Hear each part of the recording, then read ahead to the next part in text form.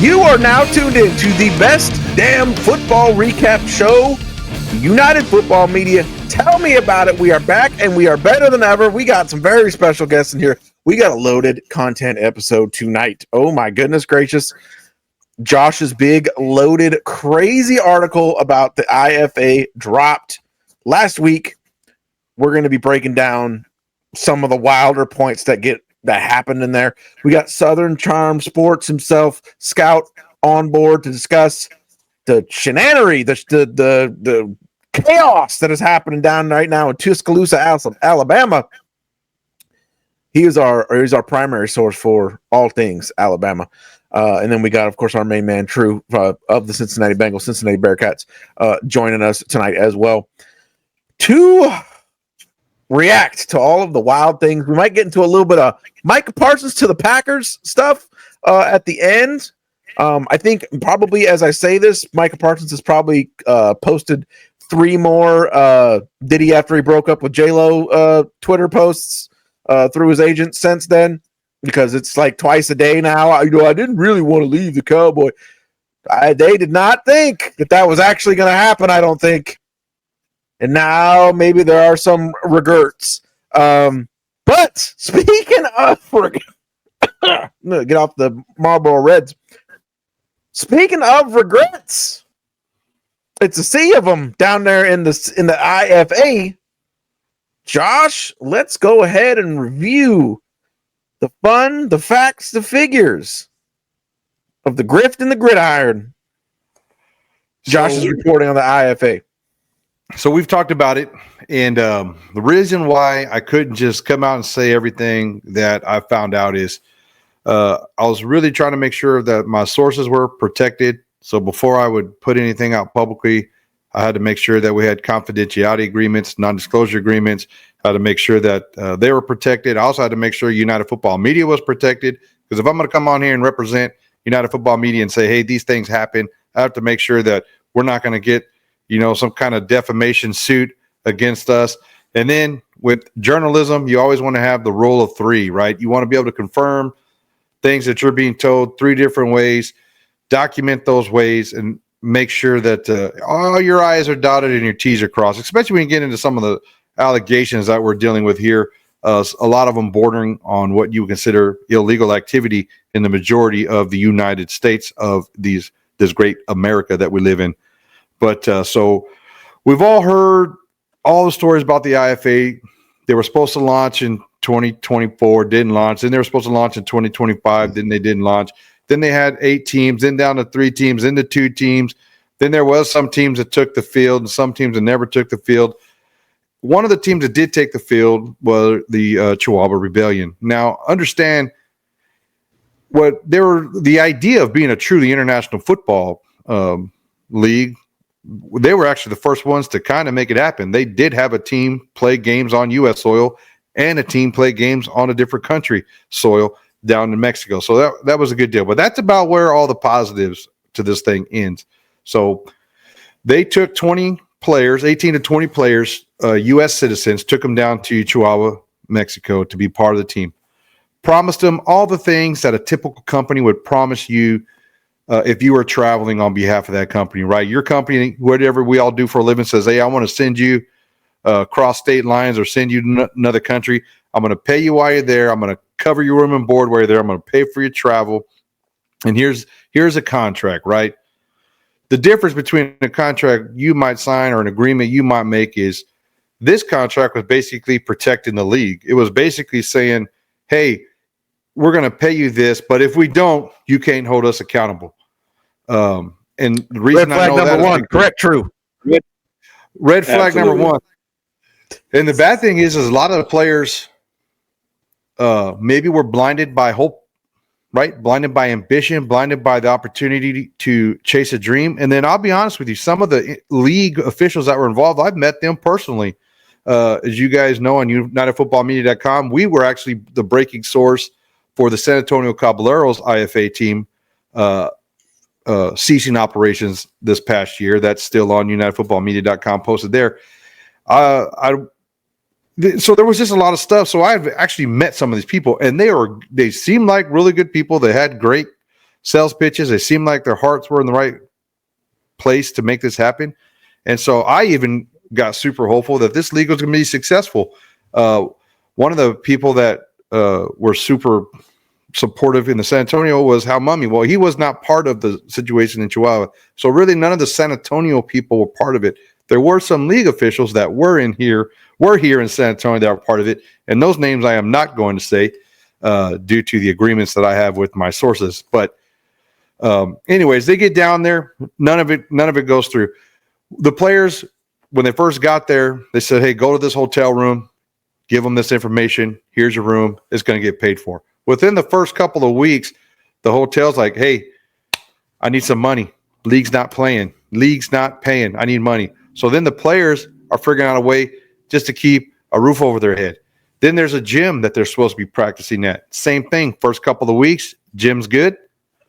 Then the gym starts saying, hey, I need money. You're going to come out working here? I need money. Then the players are getting to the field, the actual practice field that they're utilizing. There's no water. Okay. Something as simple as an igloo jug with a water hose and some ice was not made available to these players. There wasn't equipment.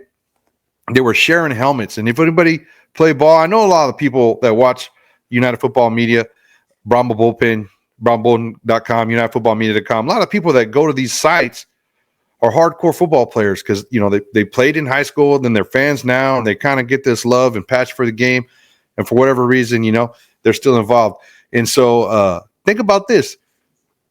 You're going to share, you defensive linemen are going to share a helmet with you linebacker, or you linebacker going to share a helmet with you starting safety. Look, nobody's heads are the same size. So first things first, that is disgusting because, as you have said, a lot of people who watch the show, they played football, they know. Helmets get super sweaty when you're playing the game. It's to the point where when you take off your helmet, if it's below 75 degrees, there's steam coming off your head because there's so much condensation and sweat. So you're swapping head sweat with somebody first of all, and then go ahead. The safety reasons are why it's jacked up as well. CTE is a real thing, dude. Right. And this is supposed to be a pro league. This is supposed to be a pro league here. Right. This is not you in your backyard. And some of these guys are athletes. They're big, fast dudes. Those collisions are nothing to fool around with. There was also other allegations with other teams in the IFA, all the way to money laundering. I'll tell you this: the team out of the Astros, right, the IFA Astros team, they refused to play a road game in Chihuahua, Mexico, and the reason they gave, because the people that they borrowed the money from in Chihuahua, Mexico, were not safe and savory people. Whoever they borrowed money from to get the Chihuahua Rebellion going was not Bank of America or whatever random bank that you know about. Okay? And they were not pleased about the flow of money back to them, and there maybe was problems on the horizon. so much so, the league's always folded. Everything that could possibly have happened negative to a player happened. Then they get abandoned in Mexico. The best guess I have is between 16 and 18 players were literally abandoned in Mexico. The league said, hey, find your own way home. Of those 6 to 18, 8 or so of them didn't have the resources, family, friends, access to what they needed to get home. We've kind of talked about that on this episode, on this channel before, where we were trying to do like a GoFundMe to help these guys get home. A lot of these players, this is crazy. Think about this. They had to sell personal belongings. Here's a pair of cleats that I brought with me that I am now selling on a street corner in Mexico so that I can afford to buy a bus ticket to get home. Well, are we gonna? We're gonna get to it. That's not the only thing that they had suggested to them to sell on a corner in Mexico. Amen. So let's just get into it. So multiple sources who are protected confirmed to me separately and independently. Okay, like this is not just one source, right? There's multiple sources telling me this, and this is one of the things that when I first heard it, up like, oh man, this is not just a guy writing an article or a guy doing a podcast. This is actually something. League officials in a meeting room with a group of U.S. players, when the U.S. players said, hey, we can't afford room and board, you said you were going to cover our room and board. You said you were going to give us meals, per diem, all that stuff that you get to travel and go to the league. And you're not fulfilling your end of the bargain. An official with the league, let's just say official with the league or the team. We'll just put it that way. Someone in a position of control for the Chihuahua Rebellion or IFA down in Mexico told the players, and I quote, actually, you know what? Let me just read the quote word for word. That way I don't get myself into any legalities. The employer suggested seeking personal relationships for lodging or support.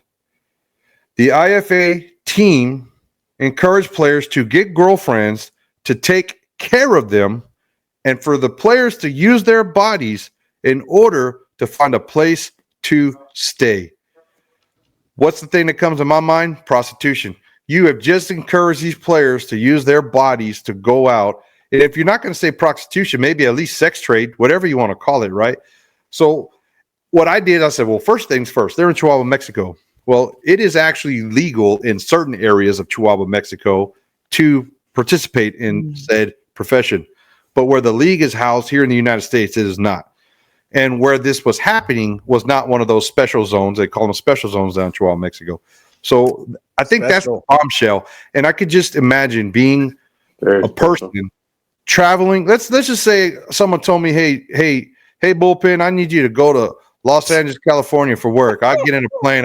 You fly me in a plane. You give me a plane ticket. I go there. I get out there 2 weeks in. I'm like, hey, man, my hotel check bounced. And all my food money never showed up, and I'm broke. I need help.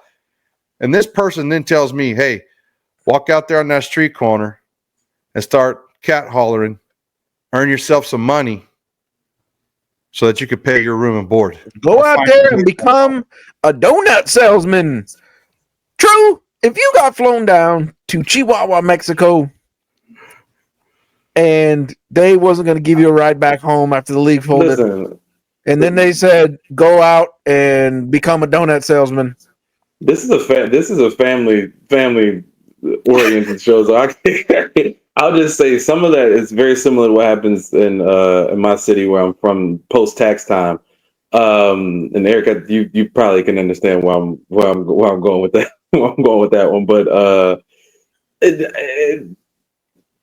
I don't. When I first saw that, I was mortified, but I'm not gonna lie. I laughed. I laughed a good, like a good 15, 20 minutes. Okay, but I'm asking you, what would you do if that was you? You don't want to know what I would have done, because you don't.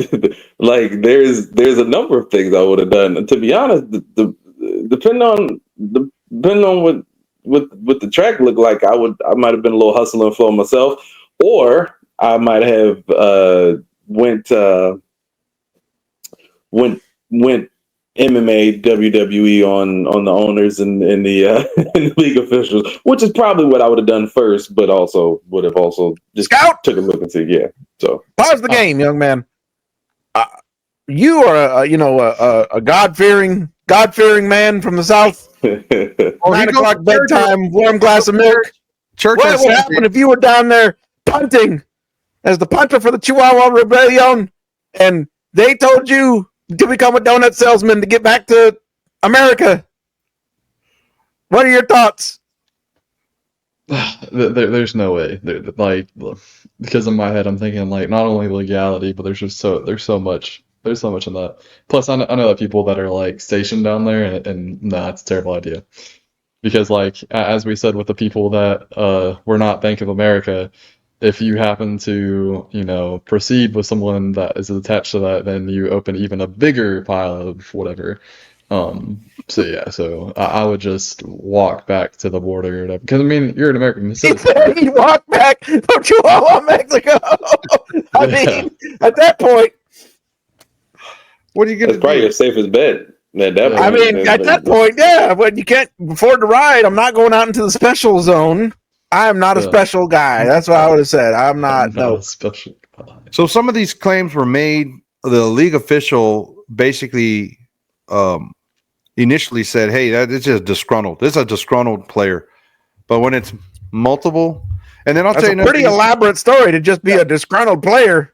And some of the stuff in the article, it's on brahmasbullpen.com. Go check it out. Grit beneath the grass. Some of the stuff is coming from non-players, medical staff that were hired for the team from Chihuahua, Mexico. Other support staff, gyms, bus drivers. There is an active civil lawsuit happening right now. There we go. The IFA was hacking in and messing with our feed. No, there's an active civil lawsuit right now because of the terminology in the contract. Players felt that they weren't negotiated with in good faith, and there's clauses in there for medical reasons. If one of the players re-aggravated a previous injury while they're in the game, instead of the league taking care of that player, they basically put him on the and I don't want to make light of it because this player has to deal with this now on his own, but they basically put him on the plane, said, "You're broken, go home." And they just see you later. Well, at least they sent him home. I was about to say, then even Scout's plan is out. Because now you got a broken foot on top of everything. You can't even walk back to America. Yeah. So anyways, that's the story. It's published. If you want to read the full article, brahmasbullpen.com. And I will tell you the last piece I'm going to cover on it because we don't want to spend the whole episode talking about it. The players that were there and the people that I've talked to, players, non-players, all of them came from the same position of this story. It wasn't a story like, "Hey, I want to get the league." And even in my article, I start off in the very beginning of it. This is not I'm trying to get the IFA. We want the IFA to be successful. We want it. Like, we're not anti-alternative football. But what we are anti is players getting put in a situation where the commitments are not being fulfilled by the league, by the teams, and then also putting yourself in a situation where it's not safe. So the whole article and the whole tone is meant to be a warning. Look, sometimes these startup leagues, propose an opportunity for you.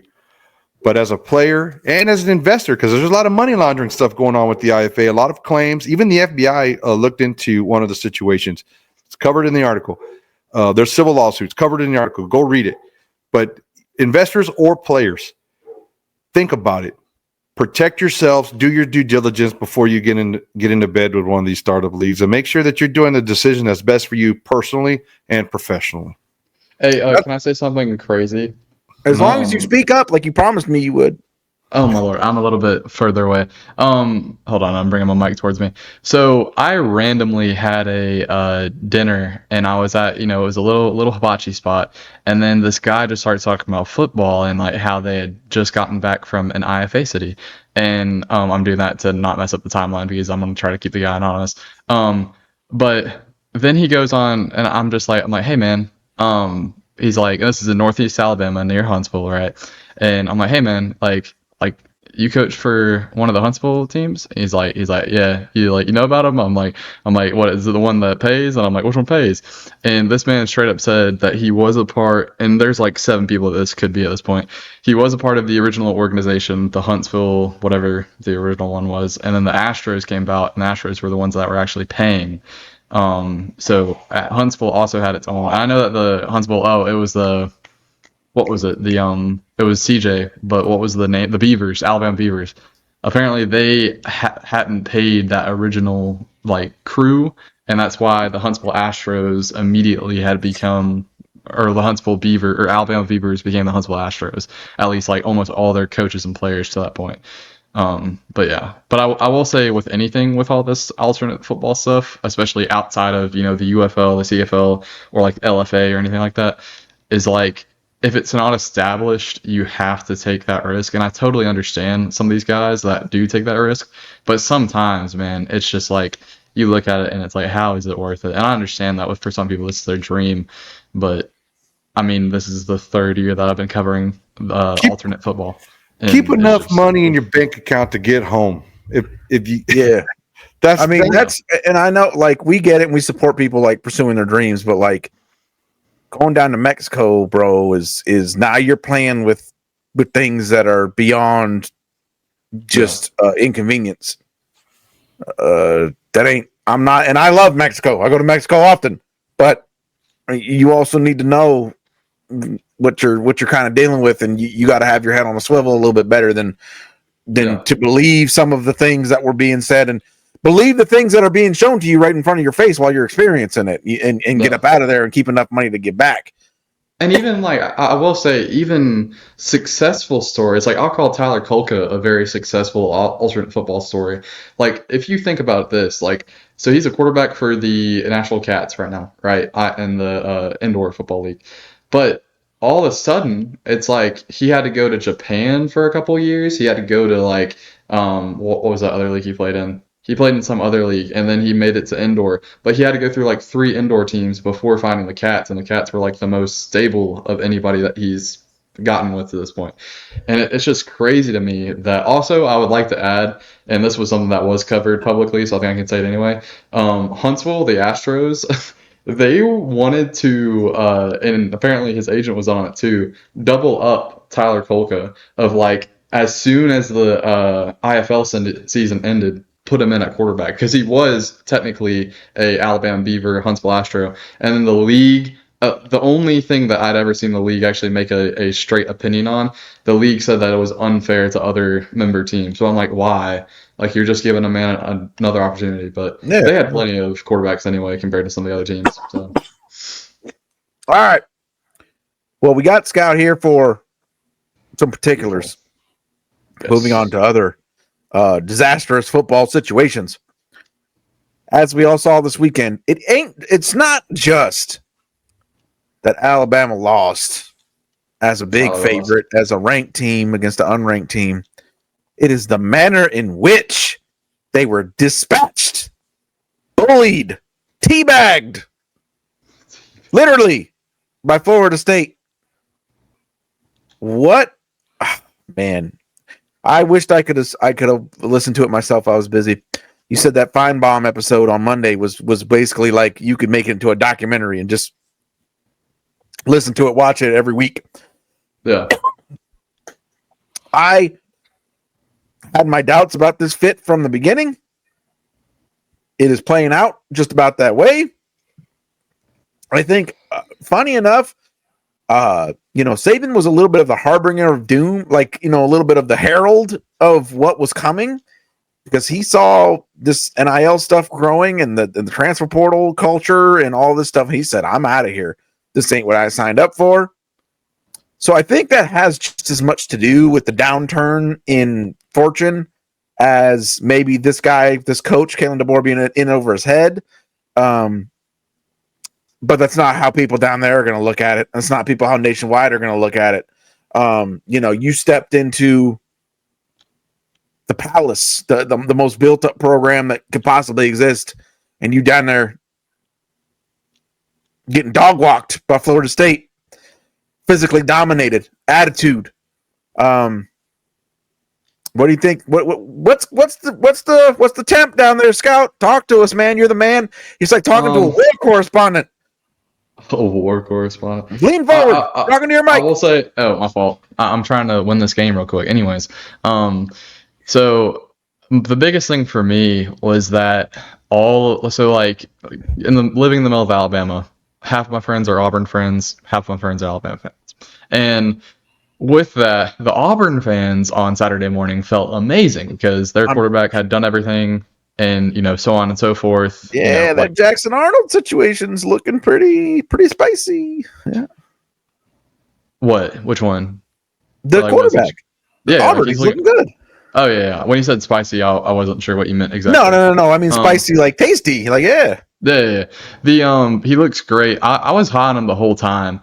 And it was so funny to me because like you had grown people being like, he's not gonna be that good, and then those same people were like, oh my god, he's our savior. Anyways, but my whole thing with Kalen DeBoer, I don't think Kalen DeBoer is a bad coach. I think that they needed what will eventually become this season, last season, but the one thing that was keeping last season together was Milroe, was the whole, the Lank thing or whatever, right? And I understand that the Lank mentality was undisciplined. It was all like kind of emotionally bound, and whatever other term you want to use. But it brought identity, it brought pride, it brought that enthusiasm that you saw every time. Like, if you watch the Georgia game back from last year, Jalen Milroe literally took the game in his hand, like in his right hand, and then just ran the ball down like everybody's gut.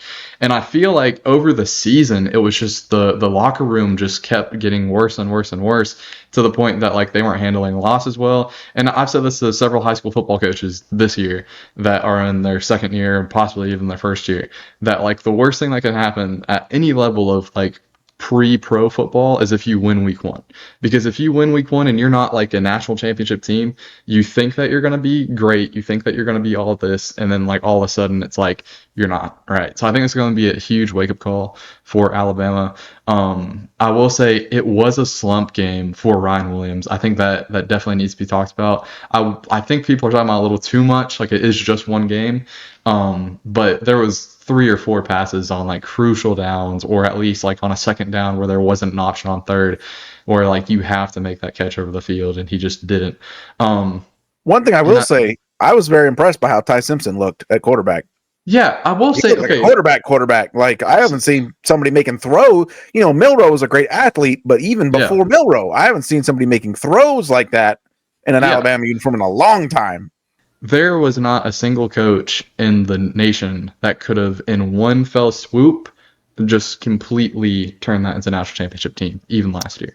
Like, I mean, I think we saw a good example of there is no coach who can just walk in and make a program all right. After what we saw to happen to old Billy Belichick on Monday night, they had the dog putting on the headsets, putting his paws up on the desk because you were getting your boots smoked so damn bad. Yeah, okay, and you're not wrong, but the standard, down there in Alabama land, is a whole different animal, brother.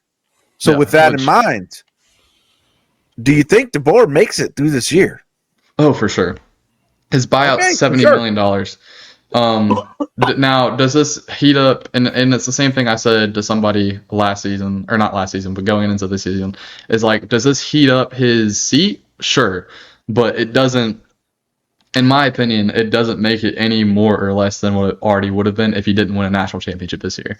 And I know that sounds crazy, but there's people like even going into this that were like, well, I mean, Nick won in year 2 a lot. Nick won in year 3 a lot. So it's like there's going to be people like that. But one thing too, sorry, I had 2 burps back to back, is like the inherent values that Alabama has. And I had to look that word up the other day because like I had it in the back of my head and I was like, I did not know where I needed. The inherent values that Alabama has, immediately when you lose Nick Saban, they all matter so much more because all of a sudden your average player is not committing to Nick Saban. Your average player that's like on an Alabama visit is having to look at all these other things and then put them up to Lane Kiffin and Ole Miss, put them up to Tennessee, put them up to Carolina, put them up to Florida, Texas, all this other stuff. And you're not just being able to be like, well, we got Nick Saban, right? And I feel like with that, the Bama NIL, it's better this year. Like the boosters are better this year, and they've been better in the like last year or so. But that's all like post Saban. Okay. And one of the quotes that DeBoer said today was that he wishes that the boosters would just like, just, hey, like we got it covered, whatever. Or as in like, he's only had to care about football to this point, and that's what he said. And I think in that sense, the boosters have covered everything. But Nick had said multiple times before he retired that he was having to fight a different battle and like all these other quotes. And I essentially think that the boosters back then, they might have been fine for like upgrading the facilities, but when it came to like paying a player, I don't think they believed in that necessarily. And like that's kind of biting in the butt. So you look like you had a thought on that one there. First of all, DeBoer coming out and trying to blame the boosters for not giving enough money for the reason they suck is ridiculous. Well, no. Hold on. That's what he was doing. I heard what he said. He was looking for a built-in excuse, and he was saying, "Hey, the NIL needs some work over here." And second thing, when you have reports of players missing curfew, when you have reports of players not following the rules and then not being disciplined off the field, like you missed curfew, but I'm gonna let you slide this time. That's fine. But when that discipline trickulates onto the field, Okay, that is not player. That has nothing to do with players. That has everything to do with accountability in the locker room. Yeah. Am I in Alabama? No, I'm not in Alabama. But I can tell you right now, I watched that Paul Feinbaum show, and let me tell you, there's a lot of people in Alabama that see those players out past curfew in all hours of the night, and then see them get the butts kicked on the field, and that's where your problem is at. I think they'll be fine. Like, I think this is mainly just a, hey, like, you know, like, well, this is where we're at right now. We will be better, that kind of thing. Because I really don't think that, like, Bama is so big that I think it would be virtually impossible for them to suck for longer than they need to, right? Or, like, longer than a season or two. And I think we will figure that out. Bro. It's not the same. First of all, Nick Saban's gone, and he covered up a lot of the weaknesses that you had. That's what I'm saying, though. Like, a lot of what's going to happen, and all you Southeast football fans are just going to have to deal with it. But the power shift in the league is going to go where the money's at. Yeah. And all you got to do is Google NIL, Google endowment, and Google most valuable sports franchises, and you're going to see real quick where the power in the SEC is going to shift. I think Alabama's in for a good run of being poor, broke Alabama football programs. I will say my one thing with it is I really don't think that they're as down as people think in general, because there's so much old money in West Alabama. Like, there's in it, and I mean, Texas A&M figured this out with Jimbo. Where's that? There's so much money, y'all can't even buy football tickets to the Birmingham Stallions. Oh, where's all the money at in Alabama? I don't even know what we're talking about here. I heard that a $50 ticket to a Birmingham Stallion game was so expensive that people avoided going. That's what all they got is enough money to pay for high-speed internet to jump on it and scream and complain about not getting to have the Stallions no more. Sorry. You know, like, okay, Sorry, I will say, I had to take a shot. I had to take a these. You know that I don't get it. I think Alabama will be fine. Now, okay, here's my thing. Fine is not 10-2. Fine this year. If Alabama gets 9 wins this year, that will be a hell of a year, because that would mean that you win. Bro, I do not think that fan base is going to think so. Okay, yes, I totally understand. But, like, if you win 9 games, you have to win 2 on the road to a ranked team. And possibly, I think Carolina's going to be top 10 by the time they play Carolina. Face a top 10 team on the road. And if you look at the slate, if that is a top 25 matchup, because I don't think that the Riders are ever going to take Alabama out of the top 25. They'll be like USC and Notre Dame, where they get like a random spot in like the 20s, even if they suck. And if you get like a top 25 matchup in Carolina, game day is going to be there. And then like the lights are really going to get bright.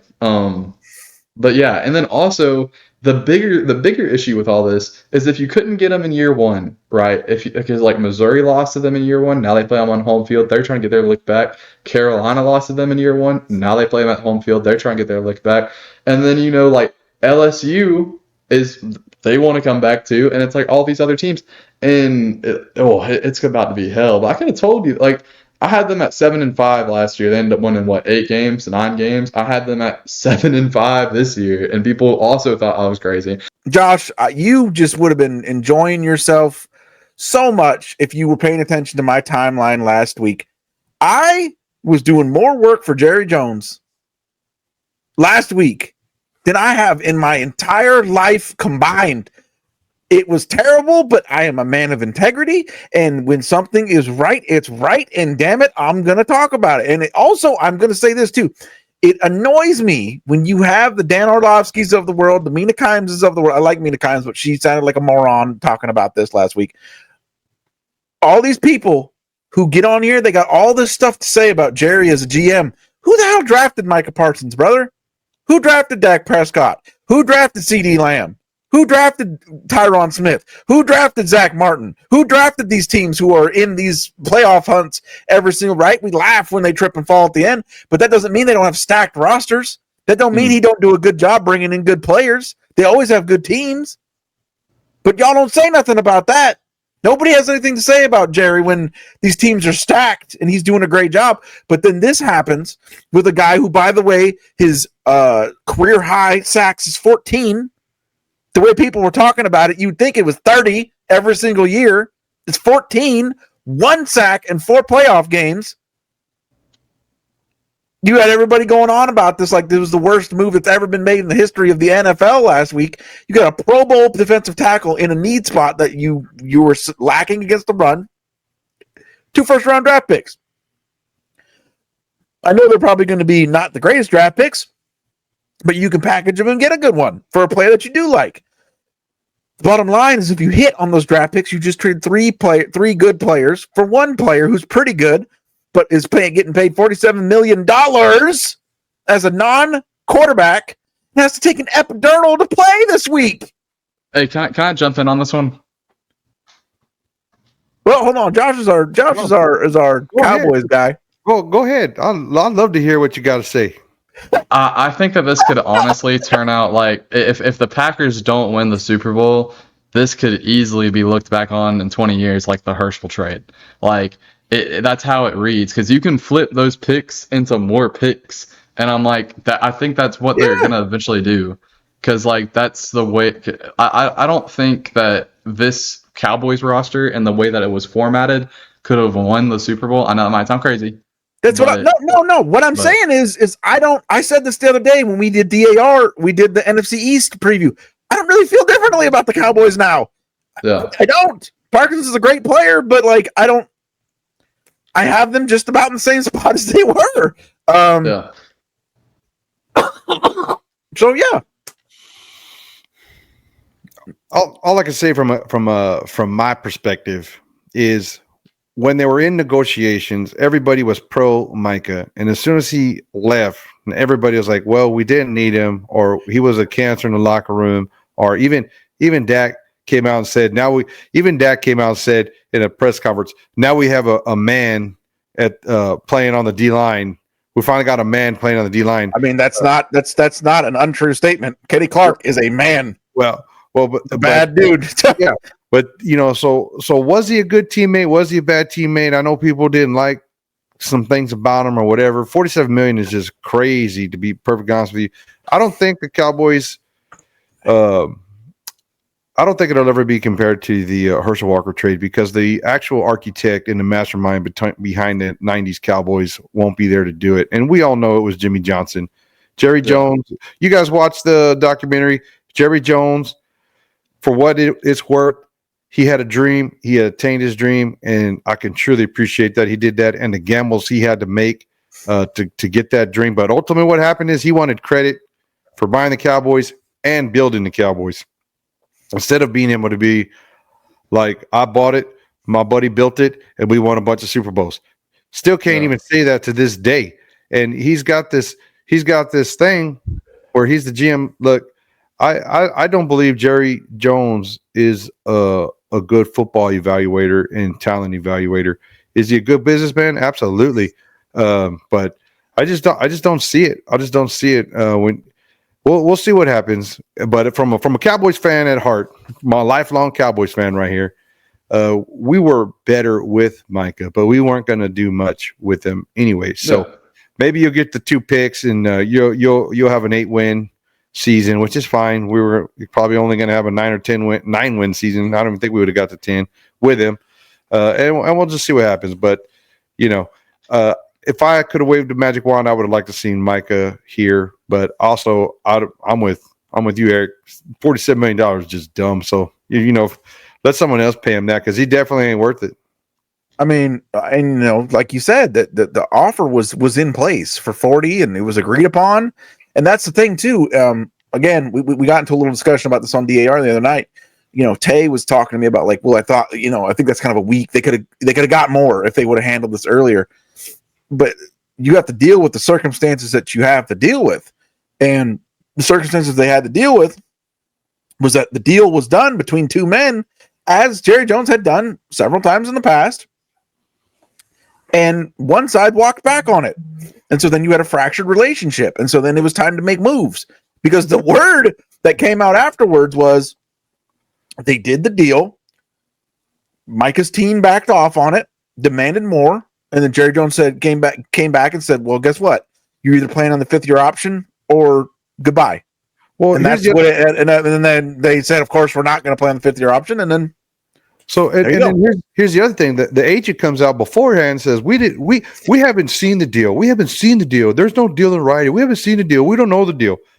2 hours after Micah lands in Green Bay, the agent's doing a media tour where he's on every single sports channel he can get on, talking about the details of the deal. Well, I guess he learned them all in just the 2 hour plane flight that Micah was on, because he sure did have a lot of information about the deal per year and all the stuff that was tied to it. So it kind of sounds like to me like one side wasn't being quite as forthright during the PR campaign for the it seems like Micah got some, and his quotes ever since this has happened seemed like maybe he got a little bit of, maybe hired the Jamie Newman agency, the Jamie Newman representation agency over there. Got some bad advice, boy, because he doesn't seem happy.